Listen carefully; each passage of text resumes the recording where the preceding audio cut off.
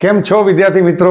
હું છું પ્રતીક સાગર અને આજે આપણે ભણી રહ્યા છીએ F5 BCom semester 2 financial accounting 3 unit number 2 છે, જેનું નામ છે શેર મૂડીના હિસાબો. આજે આપણે ભણી રહ્યા છીએ ચોથો ભાગ. આગળ મેં 3 ભાગ બનાવી દીધા છે. જો તમે ન જોયા હોય તો ડિસ્ક્રિપ્શનમાં તેની લિંક મૂકેલી છે. તો ચલો દાખલો શરૂ કરીએ છીએ. દાખલાને બરાબર સમજવાની કોશિશ કરજો, ત્યારબાદ જ દાખલો ગણી શકાશે. રકમને બરાબર સમજવી પડશે, બરાબર? તો સ્કીપ કરશો નહીં. શું લખ્યું છે જોઈએ. ભાવિ લિમિટેડ 10 રૂપિયાનો એક એવા 3 લાખ ઇક્વિટી શેર 1 રૂપિયાના પ્રીમિયમથી બહાર પાડે છે. તો આપણે સૌથી પહેલા વર્કિંગ નોટમાં લખી દઈએ છીએ. અહીંયા 10 રૂપિયાનો એક એવા 3 લાખ ઇક્વિટી શેર છે જે બહાર પાડ્યા.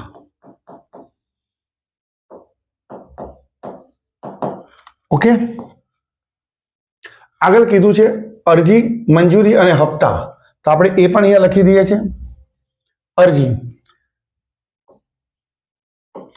અરજી વખતે કેટલા ભરવાના, મંજૂરી વખતે અને હપ્તા વખતે કેટલા ભરવાના તે કીધું છે, બરાબર? ચાલો, અરજી વખતે કેટલા રૂપિયા છે? 2 રૂપિયા. તો આપણે અહીંયા લખીએ છીએ અરજી વખતે 2 રૂપિયા. મંજૂરી વખતે કેટલા ભરવાના છે?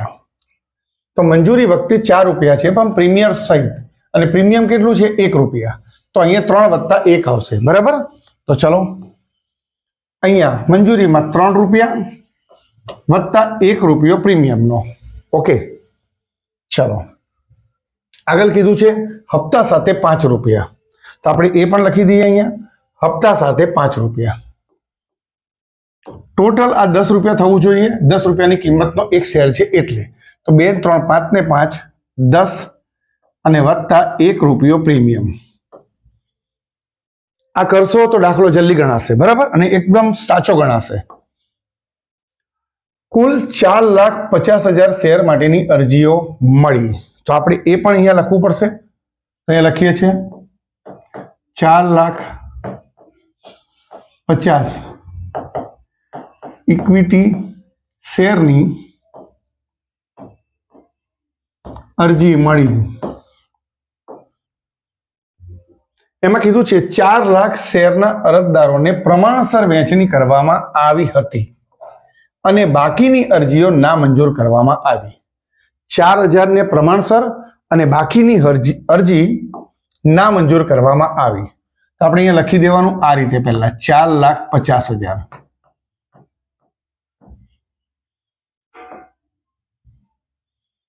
નામંજૂર કેટલી કરી? તો 4,50,000 માંથી 4 લાખને ફાળવવામાં આવ્યું છે, તો 50,000 નામંજૂર કરવામાં આવી. એટલે સૌથી પહેલા હું અહીંયા લખું છું 50,000 નામંજૂર. હવે આપણે કેટલા શેર બહાર પાડ્યા હતા? તો કે 3 લાખ. એટલે અહીંયા લખું છું 3 લાખ. અને આ જે છે તે શેર મૂડી ખાતે જશે, બરાબર? તો બચ્યા કેટલા? હવે જો 3 લાખ અને 50,000. 3,50,000. અરજી કેટલાની મળી હતી? 4,50,000ની. તો હજી 1 લાખ છે, એના જે પૈસા આવેલા હશે તે મંજૂરી ખાતે લઈ જવાના, બરાબર? એટલે આની એન્ટ્રી 1 લાખ વાળાની ક્યાં વાગશે? મંજૂરી ખાતે. હવે આપણે એટલું યાદ રાખવાનું કે 4 લાખ શેર છે. કેટલા? પ્રમાણસર ફાળવણી કરી. અને કેટલા કરવાના હતા? તો કે 3 લાખ, બરાબર? તો આ છે અરજી અને આ મંજૂર કર્યા. તો આનું પ્રમાણ કાઢી લઈએ. 5 મીંડા ગયા, 5 મીંડા ગયા, તો બચ્યું કેટલું? 4/3. એટલે આ શેર માટેનું જે પ્રમાણ નીકળ્યું તે 4/3 નીકળ્યું. 4 લાખ આ ગણવાના અને એમાંથી આપણે જે બહાર પાડ્યા છે 3 લાખ. એટલે 4 લાખ અને મંજૂર કર્યા કેટલા? 3 લાખ. એ રીતે 4/3 નું પ્રમાણ લાવી દીધું છે. હવે આગળ કીધું છે અરજી સાથે વધારે ભરાયેલા નાણાં મંજૂરી પેટે મંજરે લીધા હતા. તો બસ એ જ વસ્તુ આપણે કરી દીધી છે. હવે આગળ વાત કીધી છે પ્રીતિ કે જેને 450 શેર મંજૂર કરવામાં આવ્યા હતા. મંજૂર કરવામાં આવ્યા હતા તેણે મંજૂરી વખતની રકમ ભરી નહીં શકતા તેના શેર મંજૂરી બાદ જપ્ત કર્યા. ક્યારે જપ્ત કર્યા? મંજૂરી બાદ. તો સૌથી પહેલા તો 450 શેર છે પ્રીતિના, તો અહીંયા લખીએ છીએ પ્રીતિ.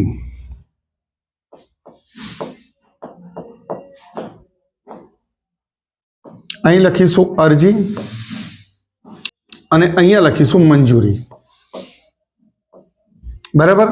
અરજી આપણને ખબર નથી કેટલી છે, પણ એના શેર મંજૂર થયા છે 450. બરાબર. ચલો, તો 450 શેરના એને મંજૂરી વખતે પૈસા ભર્યા નથી અને તરત જ આપણે મંજૂરી બાદ શેર જપ્ત કર્યા, એટલે આ શેર અહીંયા જપ્ત થશે. 450 શેર. બરાબર. હજી આગળ રકમ શું કહે છે જોઈ લઈએ.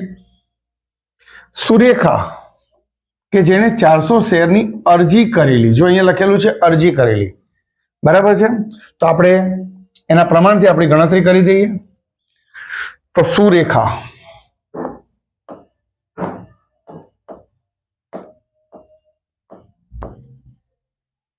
ચારસો શેરની અરજી કરી હતી, તેની મંજૂરી કેટલી કરી હશે? તો આપણું પ્રમાણ કેટલું છે? 4:3. એટલે આપણે એ કહી શકીએ કે 4 શેર હોય અરજી કરેલી તો 3 શેર મંજૂર કર્યા હોય. તો 400 શેરની જો એણે અરજી કરી હોય તો કેટલા શેર મંજૂર થાય? તો 400 ગુણ્યા 3 છેદમાં 4. આનો છેદ ઉડાવશો એટલે જવાબ આવશે 300. 300 શેર મંજૂર કરવામાં આવ્યા હશે. બરાબર. તો અહીંયા એ હપ્તાના પૈસા ભરી શકતી નથી, 300 શેરના પૈસા ભરી શકતી નથી. જો અહીં રકમમાં કીધું છે સુરેખા કે જેના 400 શેર અરજી કરેલા હતા તે હપ્તા વખતની રકમ ભરી શકેલ નથી અને તેના શેર જપ્ત કરવામાં આવ્યા. બરાબર. એટલે અહીંયા ફરી એકવાર જપ્તી આવશે. તો આ જગ્યા પર ફરી એકવાર જપ્તી આવશે. બરાબર છે. એટલે અહીંયા લખીશું આપણે જપ્તી. આ દાખલામાં 2 વખત જપ્તી થાય છે, એક મંજૂરી પછી અને એક હપ્તા પછી. બરાબર. ચલો આગળ. ઉપરોક્ત જપ્ત કરેલા શેર પૈકી 80% શેર 8ના ભાવે પૂરેપૂરા ભરપાઈ ગણીને બહાર પાડવામાં આવ્યા, જેમાં પ્રીતિના તમામ શેરોનો સમાવેશ થયેલો છે. બાવીલ લિમિટેડના ચોપડે આમનોંધ લખવાની કીધી છે. તો ચલો આમનોંધની આપણે શરૂઆત કરીએ છીએ. સૌથી પહેલા અરજી કેટલાની આવી હતી? કે 4,50,000ની અરજી આવી હતી. બરાબર. ચલો તો અહીં લખી દઈએ આપણે 4,50,000 અરજી આવી હતી અને કેટલા રૂપિયા ભરેલા? 2 રૂપિયા અરજી વખતે બધાના આયા છે, એટલે કે 9 લાખ રૂપિયા આવશે. બેંકમાં પૈસા આવે એટલે લખાશે બેંક ખાતે ઉધાર. કેટલા લખીશું? 9 લાખ. 9 લાખ રૂપિયા આયા.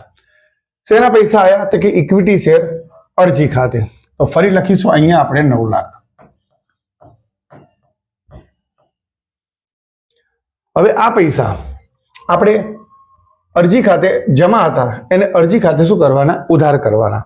તો હવે એની ગણતરી ધ્યાનથી જોજો. 3 લાખ શેર મૂડી ખાતે જશે, એટલે અહીંયા લખું છું 3 લાખ ગુણ્યા 2 એટલે થશે 6 લાખ.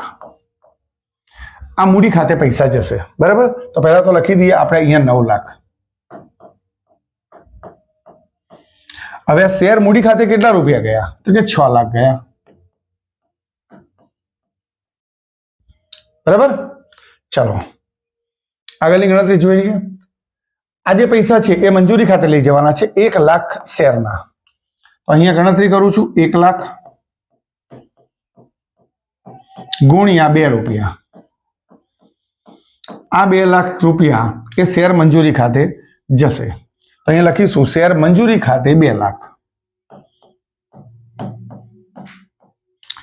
ઓકે. ચલો આગળ. અને 50,000 શેરના પૈસા ના મંજૂર કર્યા એટલે એ લોકોને પૈસા પાછા આપવા પડશે અને પૈસા જાય તો જમા, એટલે એ બી બેંક જમા થાય.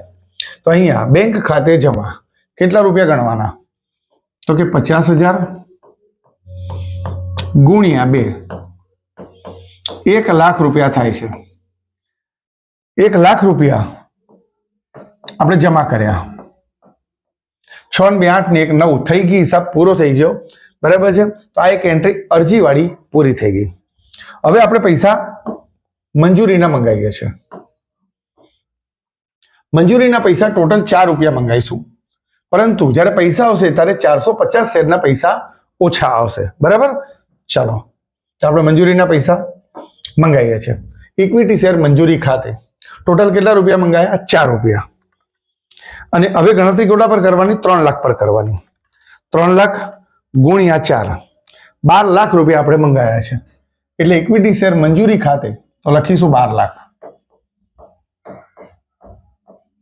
બરાબર. તો ઇક્વિટી શેર મૂડી ખાતે કેટલા? તો જોઈ શકો છો અહીંયા મૂડી ખાતે 3 રૂપિયા જશે અને પ્રીમિયમ ખાતે 1 રૂપિયો જશે. બરાબર. તો ચલો અહીંયા શેર કેટલા છે કે 3 લાખ.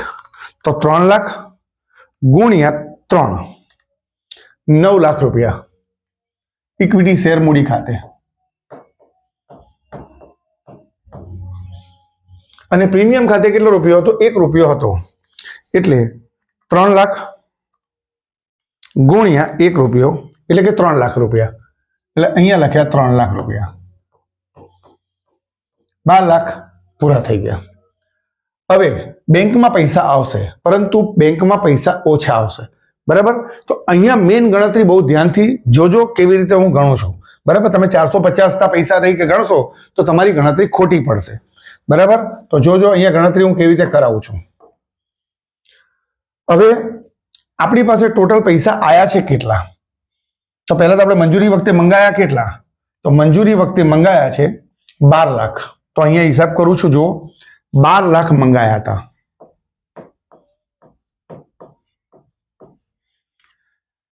એની અંદર 2 લાખ ઓલરેડી આવી ગયા છે. 2 લાખ. બરાબર. તો માઇનસ 2 લાખ કરું છું અહીંથી.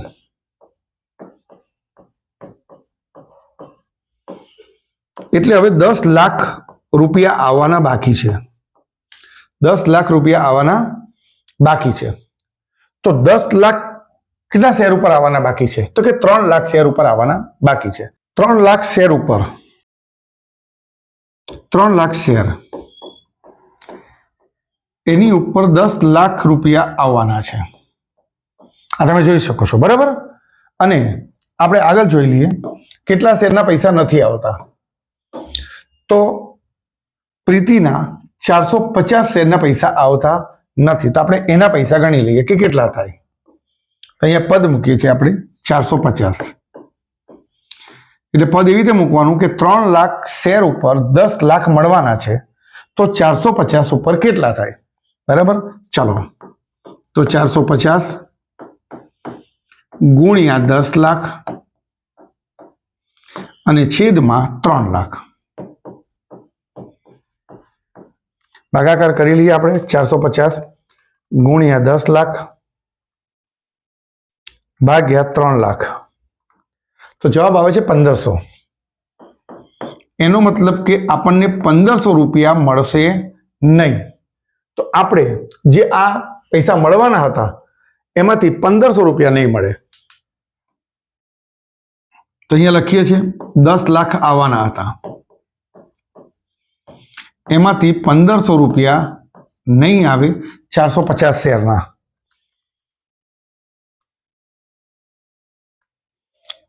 $9,98,500. તો એ બેંકમાં આવશે, આવે તો ઉધાર થાય. તો 9,98,500. 9,98,500. બરાબર. ચલો હવે શું કરવાનું છે એ જોઈ લઈએ રકમમાં. તો હવે આપણે જપ્તી કરવાની છે. બરાબર. અને જપ્તીમાં આ પૈસા આપણને મળ્યા નથી, અને જે ના મળ્યું હોય તેને યાદ રાખી અને આપણે એ એન્ટ્રી કરવાની. બરાબર. તો ચલો હવે જપ્તીની એન્ટ્રી કરું છું. જોઈ લઈએ જપ્તીની એન્ટ્રી. પહેલા તો ઇક્વિટી શેર મૂડી ખાતે ઉધાર છે, જામીનગીરી પ્રીમિયમ ખાતે ઉધાર. તો અહીંયા શેર મૂડી ખાતે કેટલા લેવાના?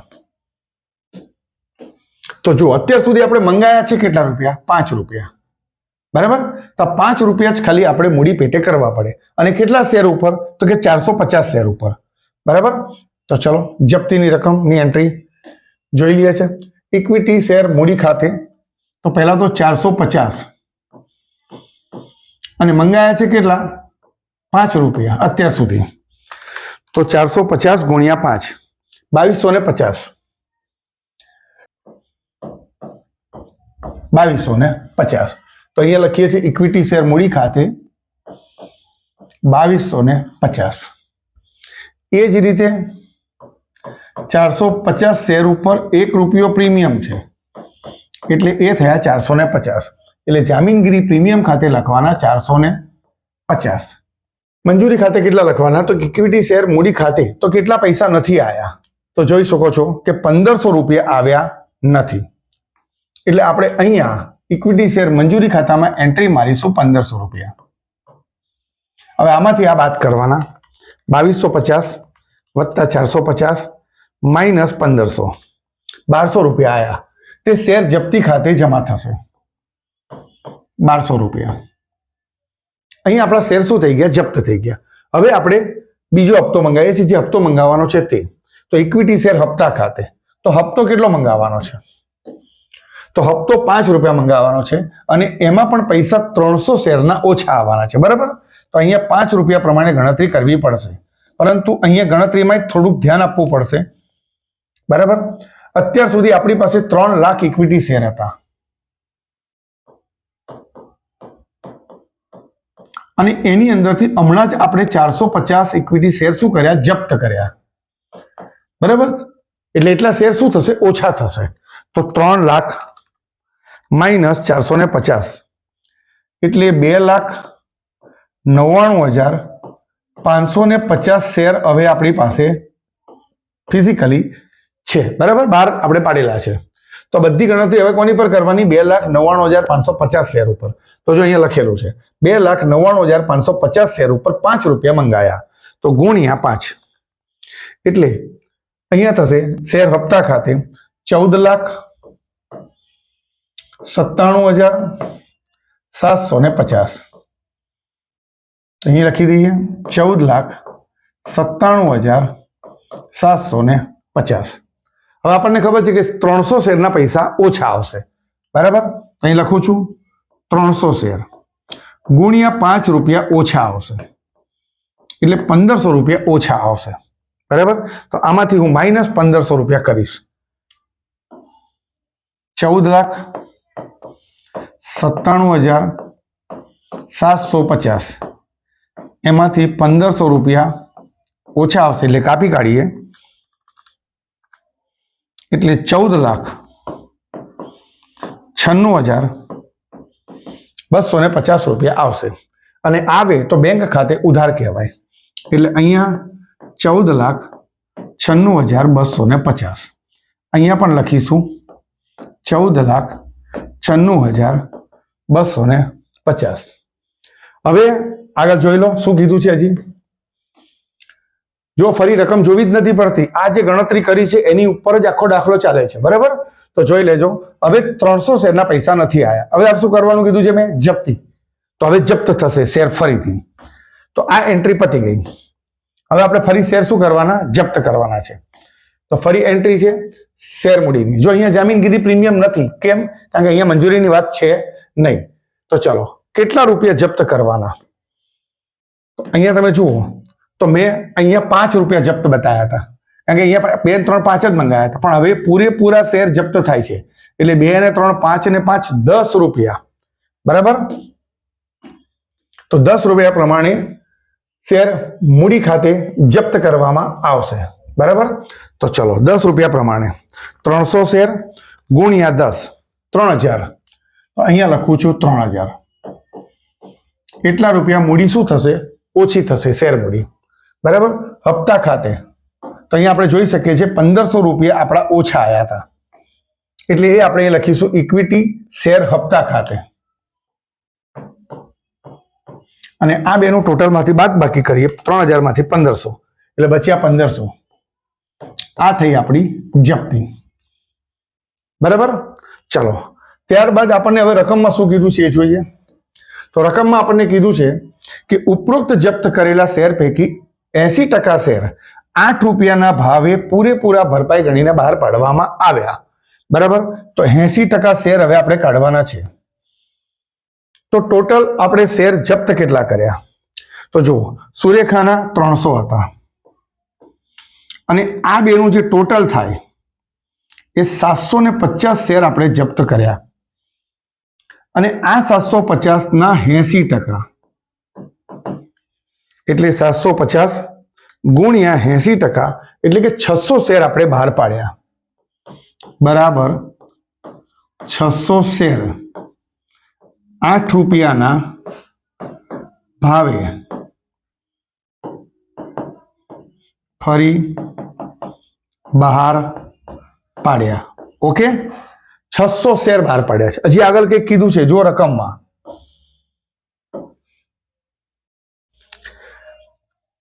જેમાં પ્રીતિના તમામ શેરોનો સમાવેશ થયેલો છે. ચલો તો હવે પ્રીતિના શેર બાબતમાં જઈએ આપણે. તો પ્રીતિના કેટલા શેર છે? તો કે 450 શેર. એટલે કે પૂરેપૂરા પ્રીતિના 450 શેર તો આપણે લઈ જ લીધા છે અને આપણે વેચવાના છે કેટલા? 600.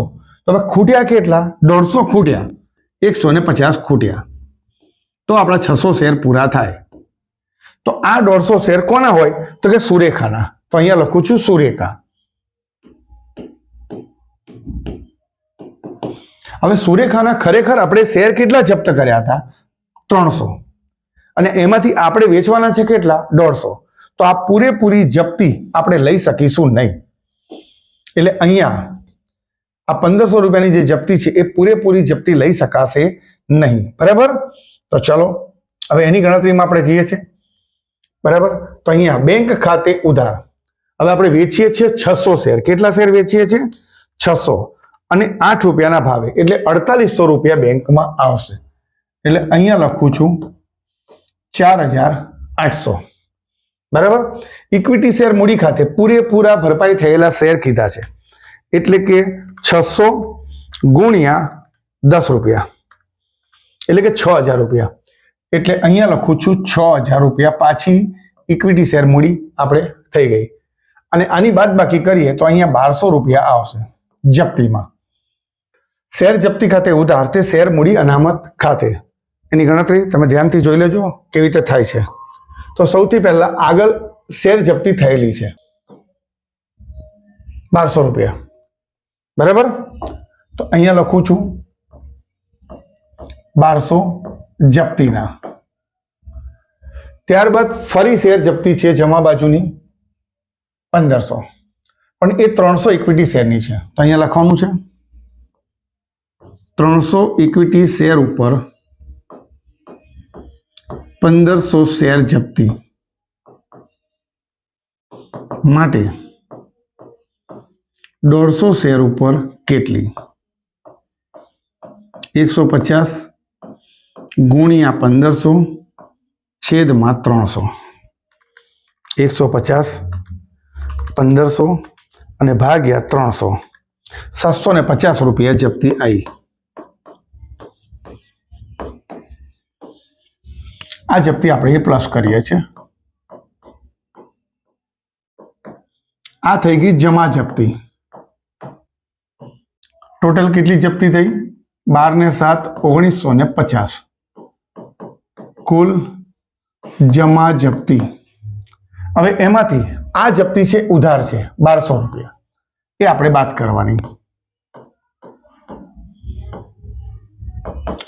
ઉધાર જપ્તી અને એનો જવાબ આપણો આવ્યો છે 750 અને આ 750 એ મૂડી અનામત ખાતે લઈ જવાના. બરાબર. તો અહીં લખીશું શેર જપ્તી ખાતે ઉધાર 750 તે મૂડી અનામત ખાતે 750. આશા રાખું છું કે તમને આ દાખલો બરાબર ખ્યાલ આવી ગયો હશે. જો ના આવ્યો હોય તો ફરી રિપીટમાં એકવાર જોજો બરાબર ખ્યાલ આવી જશે. થેન્ક યુ વિદ્યાર્થી મિત્રો, થેન્ક યુ સો મચ.